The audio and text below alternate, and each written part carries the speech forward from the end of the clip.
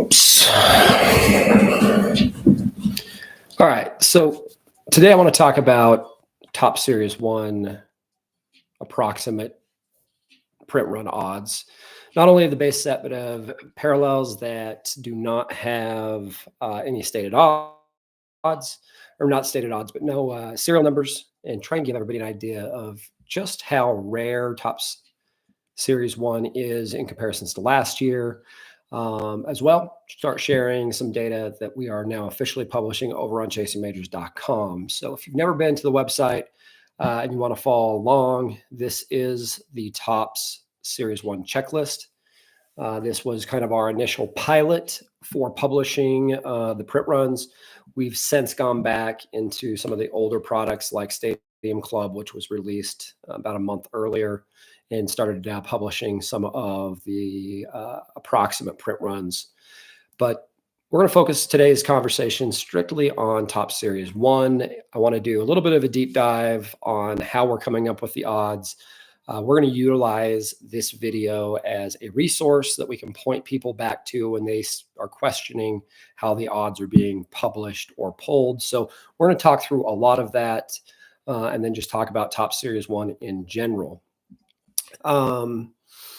Again, if you've never been to the website and you guys want to follow along, you can simply just go to the articles section on the website. All of this is mobile friendly, so you should be able to see all this mobile friendly as well. And then you'll start seeing 2024 sports card release schedules. This is new for us in 2024. There are other publications that are doing this. One of those publications is one of the largest publications in the sports card world over the last 40 years.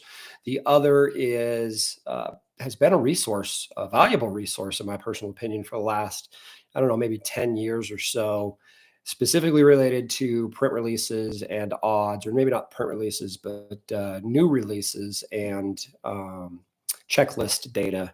But we've noticed that resource in the last couple of months, their data is not being updated. And so we're looking at this as an opportunity to try and provide everybody in the hobby just a wonderful resource where we can all, go look at checklist data, go look at pack odds, box odds. And then the cherry on top is going to be specifically on Topps products. And I'll get to why it's Topps products here in a moment. But the approximate print runs for base cards and for various inserts and non-serial numbered parallels. But once you're on the article section, click on baseball. You can click on Topps Series 1, and it'll take you to the Topps Series 1 data. We know that there's 350 cards. It released a couple of weeks ago.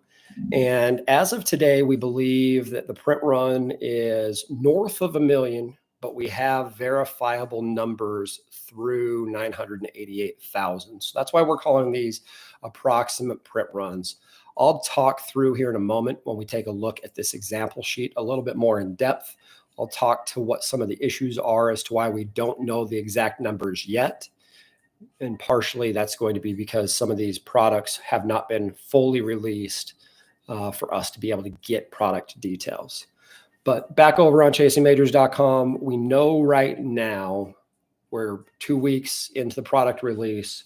We know that there's at least 958,000 individual cards produced for all 350 cards in the base set. So there's 380,000 Ellie De La Cruzes. There's 380,000 Jason Dominguez's.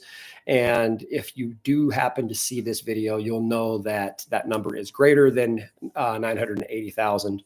It's actually probably closer to about a 1.2 number, which would make the odds of 2024 or the approximate print runs of 2024 rival the print odds we've seen in 2023.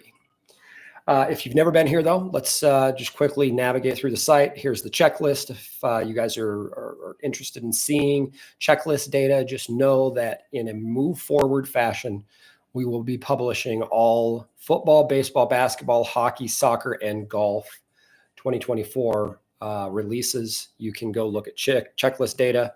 In fact, I would also mention Topps Tier 1, which was released shortly after Topps Series 1. That's the 2023 Tier 1, or not Tier 1, excuse me, Topps 5-star.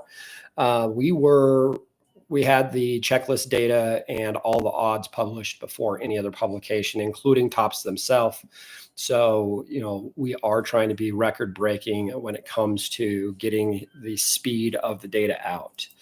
Parallels. This is kind of what we're here for. Outside of the base numbers, parallels become the second most critical thing.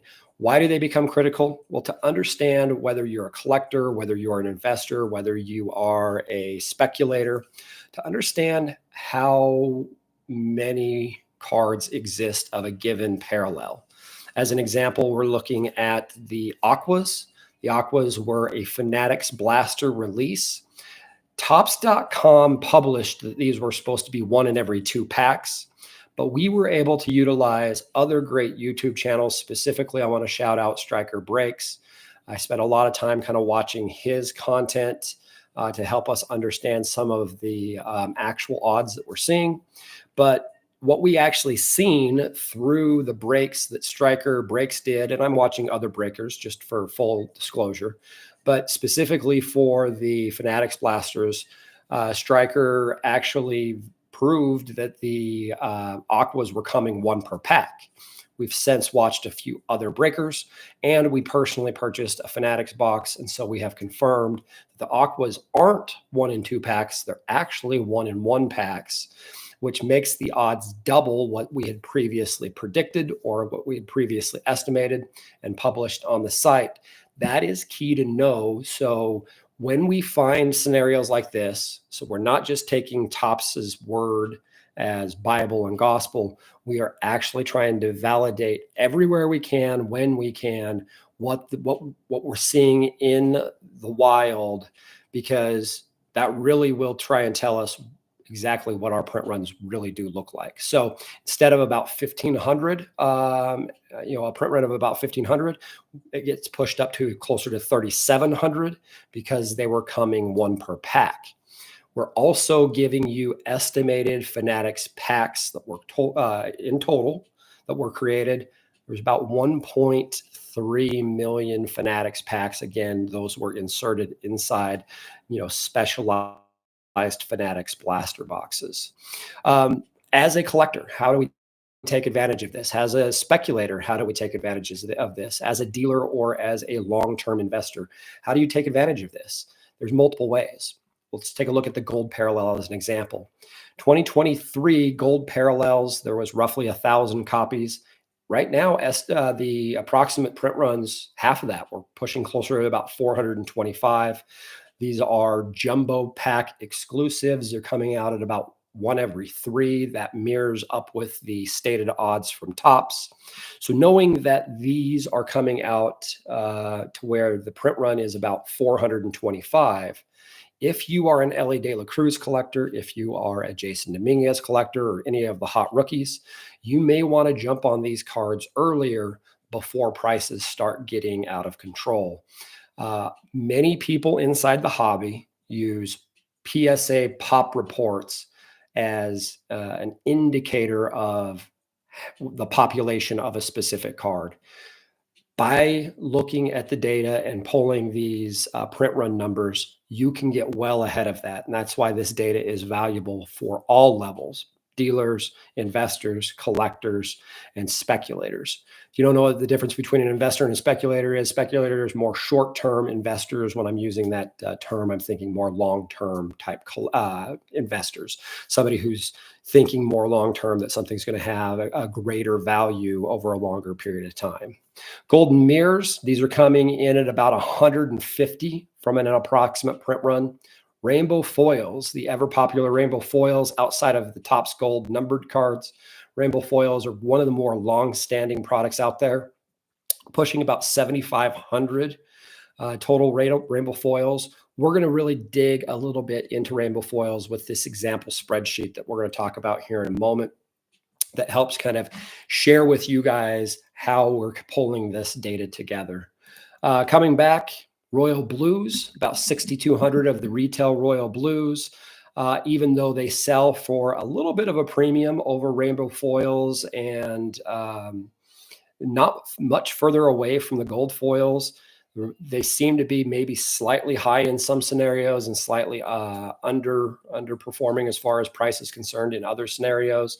These true photos are coming in at about a 99 approximate print run, which super limited. Good to know for anybody. Obviously, if you've looked at any of the Ellie De La Cruz cells, they've been fairly large cells. The yellows, these are also hanger pack exclusives. These are estimated as one in one packs. So you're supposed to get one in every pack. What we seen through Striker Breaks when he was, busting hanger packs, we quickly seen that these are coming 2 per hanger pack. Again, we validated that ourselves independently as well. We went over to Target, picked up some hanger packs. We busted those, confirming that, yes, we are seeing these 2 per hanger pack. So again, instead of print runs being closer to about 1,500, they get pushed all the way up to about 3,700, which makes them less rare, but still 3,700 is not all that common. But we are trying to pull this data together, using it as a resource for everybody. The one I think that has the most play here that you should probably be paying attention to, yellow foils. Again, this is a hanger pack exclusive. These are coming out with an approximate print run of only 175. And that's critical to understand because prices on eBay over the last couple of weeks, these have been selling much, much lower than numbered cards. But when we take a look at numbered cards, again, there's only about 175 of these based upon the estimated or approximate print run. These are selling for cheaper prices than the golds. These are selling for cheaper prices than the numbered blue foils, purple foils, red foils, green foils, orange foils.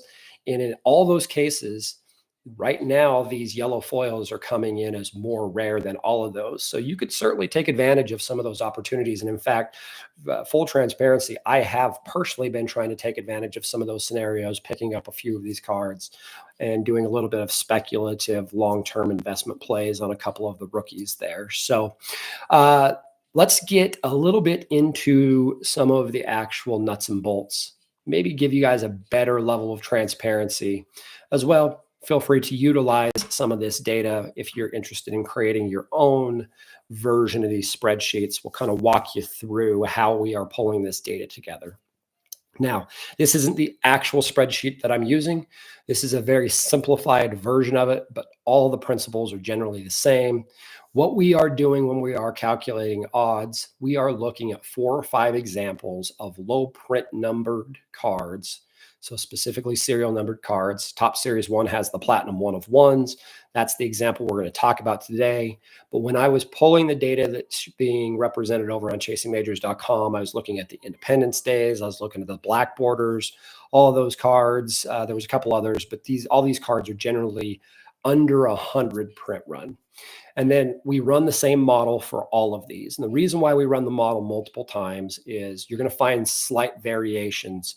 Doesn't matter how we push the numbers, there's no way to make these mirror up 100% like for like.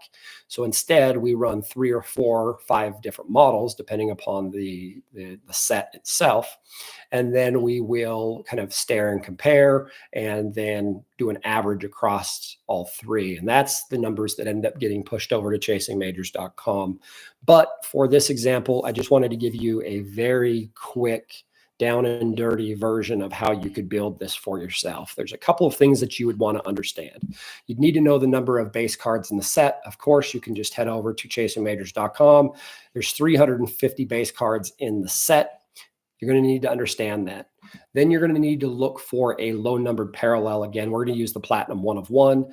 Therefore, there's 1 Platinum 1 of 1 for every one of the base cards. So there's 350 total Platinum 1 of 1s in existence.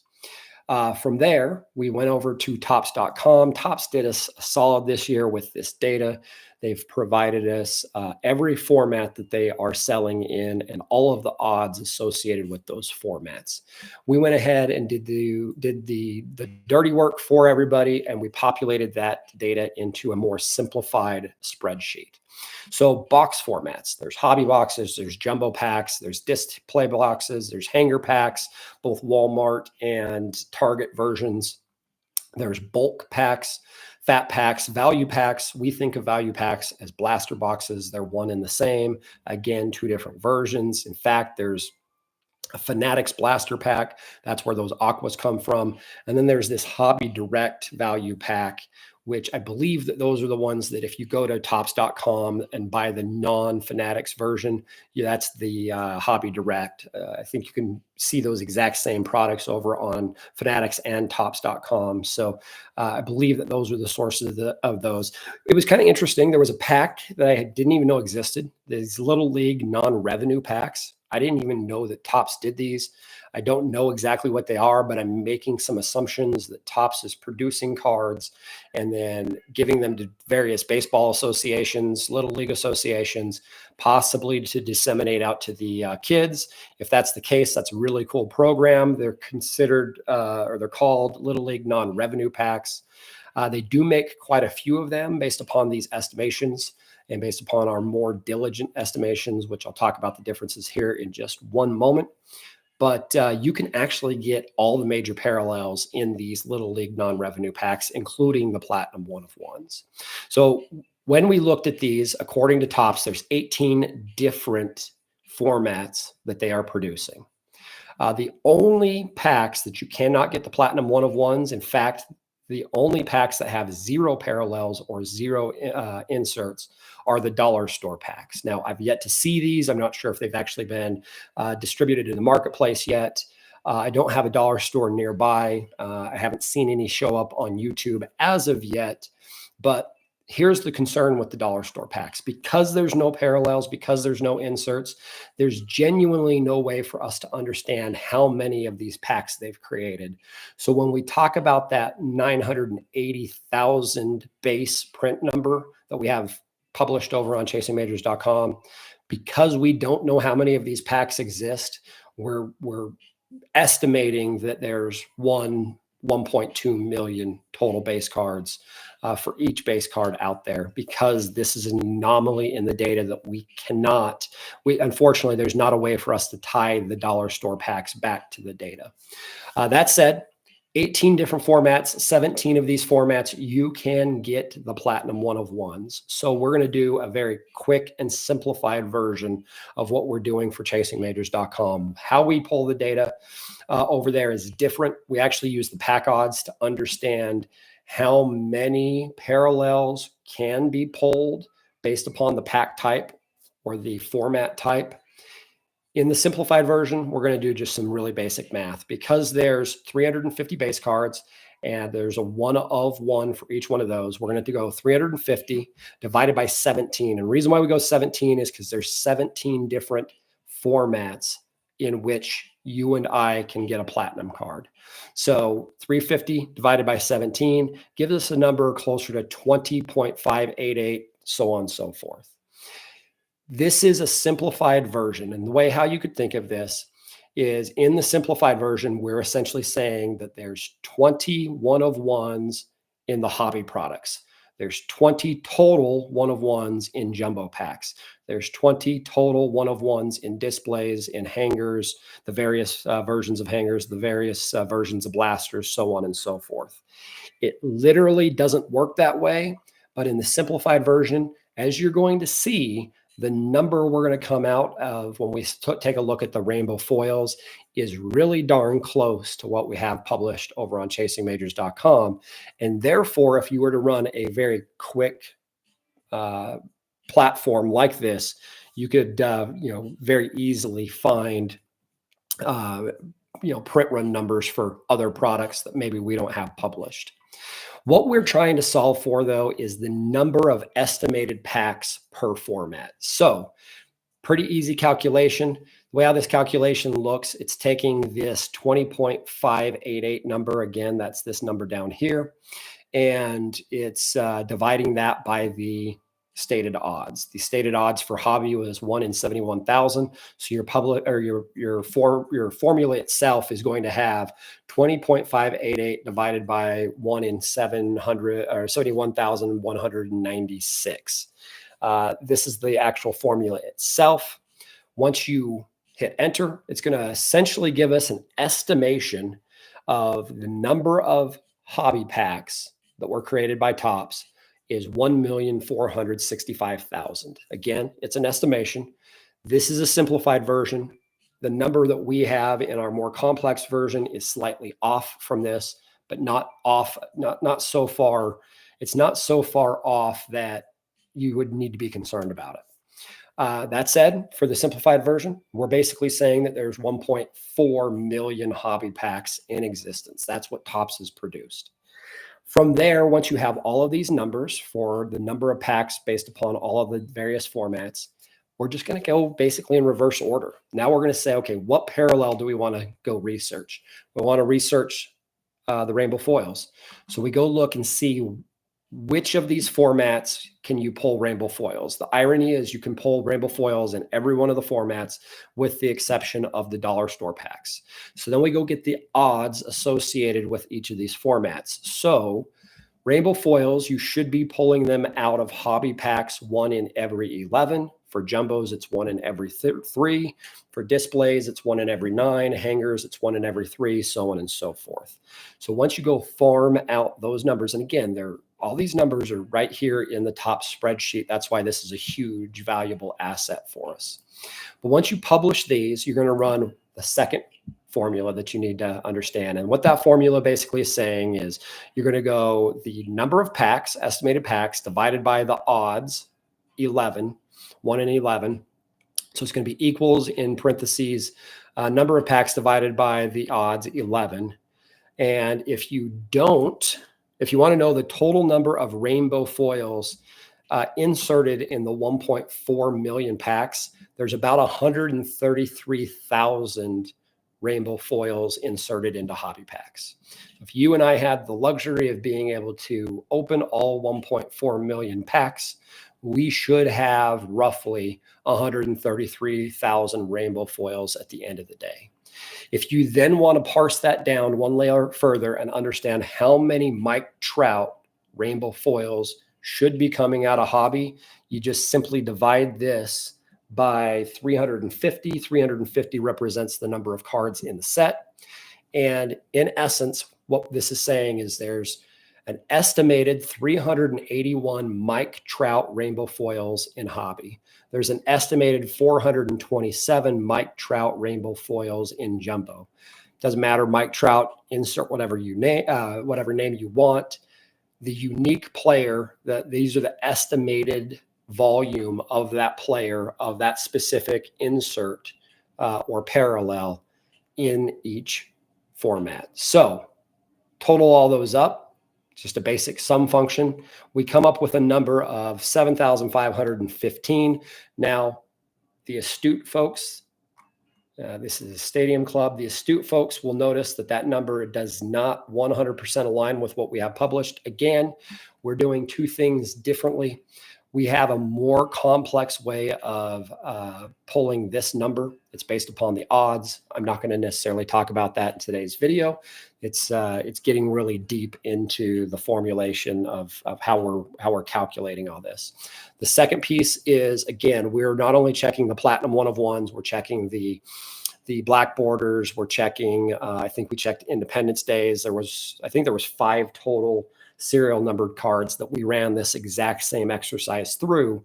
And then we took the average of those and we based that average out to come up with the numbers that we're publishing up here on chasingmajors.com. So that's why the numbers are slightly different, but this would hopefully give you just a nice, easy way of, understanding print runs.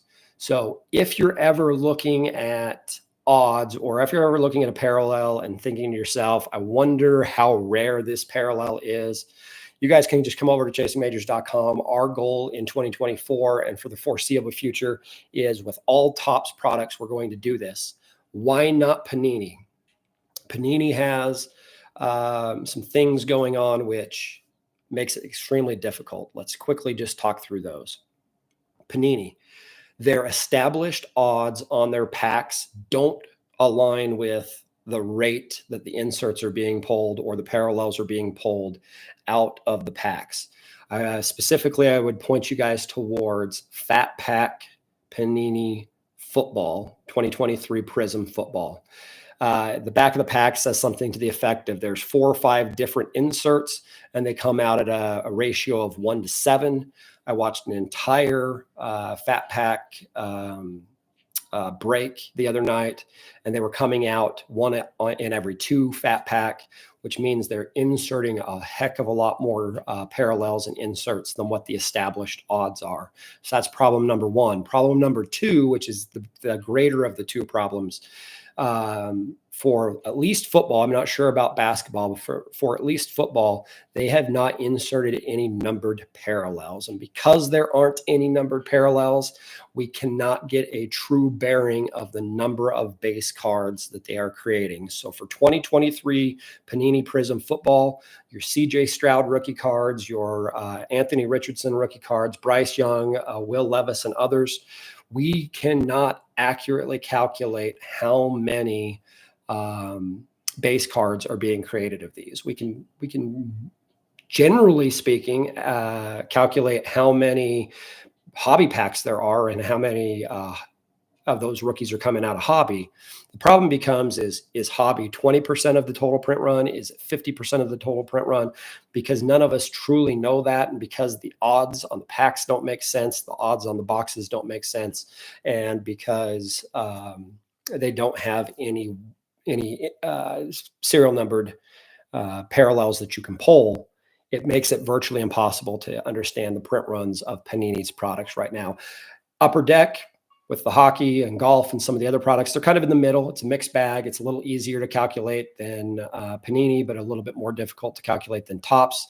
Topps absolutely hit a home run for us, the hobby itself, by doing these types of spreadsheets. And if they continue doing these types of spreadsheets in the future, calculating odds day one upon product releases is going to be extremely, extremely easy for all of us. And again, we can take advantage of that as a collecting base, because we can instantly jump over to chasingmajors.com and here's the Stadium Club odds for 2023. We updated these the other night because there was a couple of discrepancies when we look at Stadium Club. This is a product that's possibly slept on a little bit too much by the hobby. When we talk about red foils, there's about 4,000 red foils, unique red foils per player. When we talk about black foils, it's only about 1,400. So if you're a Gunnar Henderson or a Corbin Carroll or an Adley Rushman fan, you can normally pick up their black foils for $4 or $5. It might be worth it to pick those black foils up because there's only about 1,400 of them in existence. The black and whites are fairly scarce, 60. The sepias, there's about 1,000 of them. Then we start jumping into more of the numbered parallels. Members only, there's only about 60, so on and so forth. So head over to chasingmajors.com if you guys are interested in seeing more product releases. Topps, for the remainder of the year, we're going to have Topps nailed. If you guys have any questions or feedback related to the way that we're pulling the print runs, let me know. info@chasingmajors.com is the easiest way to get a hold of us. Leave some feedback in the description below. This video itself, we are doing a live. The only reason why I'm doing live is because I'm kind of a one and done sort of video creator. I don't spend a lot of time, as you guys can clearly tell. I just like to kind of wind up and go. And so the lives make it easier for us just to get the content out to you guys faster. But this is going to stand as a resource that we're going to point people back to when they question how we're pulling the approximate print runs. So I'm not going to necessarily take any more of you guys' time. If you guys appreciate what we're doing here, check us out over at the website. You know what to do below. Appreciate you guys all. Have a good day.